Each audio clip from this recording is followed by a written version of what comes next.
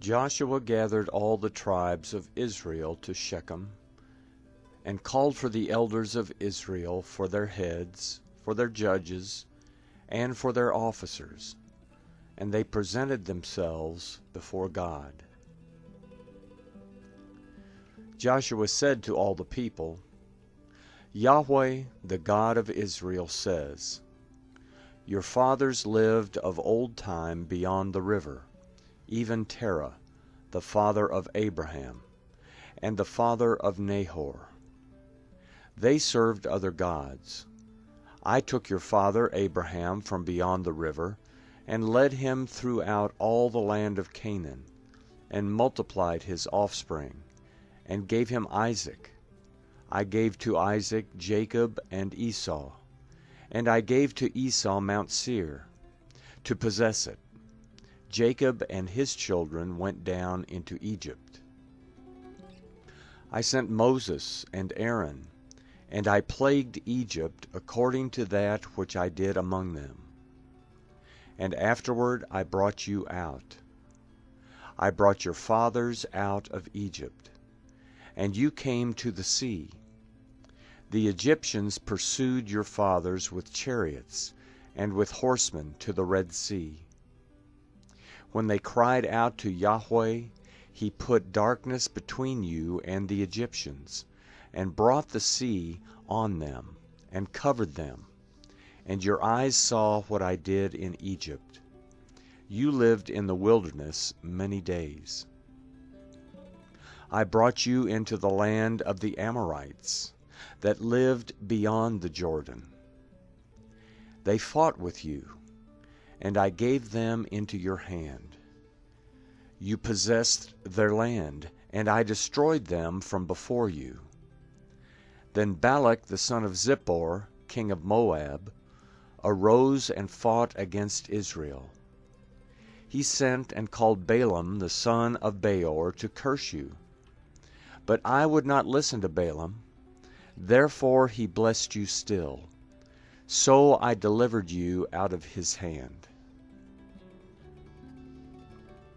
You went over the Jordan and came to Jericho. The men of Jericho fought against you, the Amorite, the Perizzite, the Canaanite, the Hittite, the Girgashite, the Hivite, and the Jebusite. And I delivered them into your hand. I sent the hornet before you, which drove them out from before you, even the 2 kings of the Amorites, not with your sword, nor with your bow. I gave you a land on which you had not labored, and cities which you didn't build, and you live in them. You eat of vineyards and olive groves, which you didn't plant. Now therefore fear Yahweh, and serve him in sincerity and in truth. Put away the gods which your fathers served beyond the river, in Egypt, and serve Yahweh. If it seems evil to you to serve Yahweh, choose today whom you will serve, whether the gods which your fathers served that were beyond the river, or the gods of the Amorites in whose land you dwell. But as for me and my house, we will serve Yahweh. The people answered, Far be it from us that we should forsake Yahweh, to serve other gods.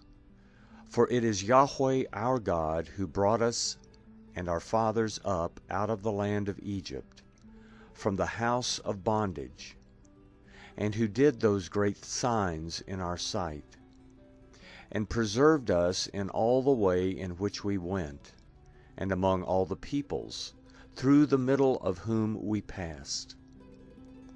Yahweh drove out from before us all the peoples, even the Amorites, who lived in the land. Therefore we also will serve Yahweh, for he is our God. Joshua said to the people, You can't serve Yahweh, for he is a holy God. He is a jealous God. He will not forgive your disobedience nor your sins. If you forsake Yahweh and serve foreign gods, then he will turn and do you evil, and consume you, after he has done you good. The people said to Joshua, "No, but we will serve Yahweh." Joshua said to the people, "You are witnesses against yourselves that you have chosen Yahweh yourselves to serve him."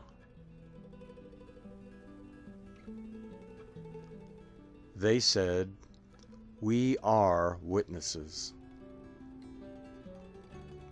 Now therefore, put away the foreign gods which are among you, and incline your heart to Yahweh, the God of Israel.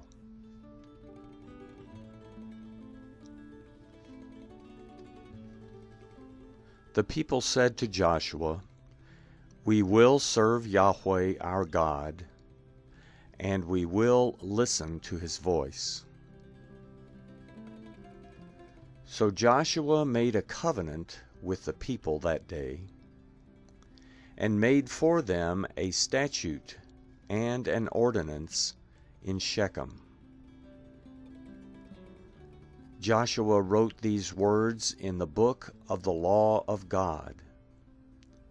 And he took a great stone, and set it up there under the oak that was by the sanctuary of Yahweh.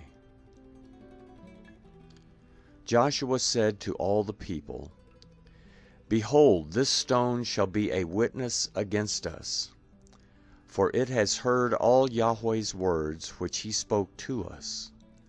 It shall be therefore a witness against you, lest you deny your God." So Joshua sent the people away, each to his own inheritance. After these things, Joshua the son of Nun, the servant of Yahweh, died, being 110 years old. They buried him in the border of his inheritance, in Timnath-serah, which is in the hill country of Ephraim, on the north of the mountain Gaish. Israel served Yahweh all the days of Joshua, and all the days of the elders who outlived Joshua, and had known all the work of Yahweh, that he had worked for Israel. They buried the bones of Joseph, which the children of Israel brought up out of Egypt, in Shechem, in the parcel of ground which Jacob bought from the sons of Hamor, the father of Shechem, for 100 pieces of silver. They became the inheritance of the children of Joseph.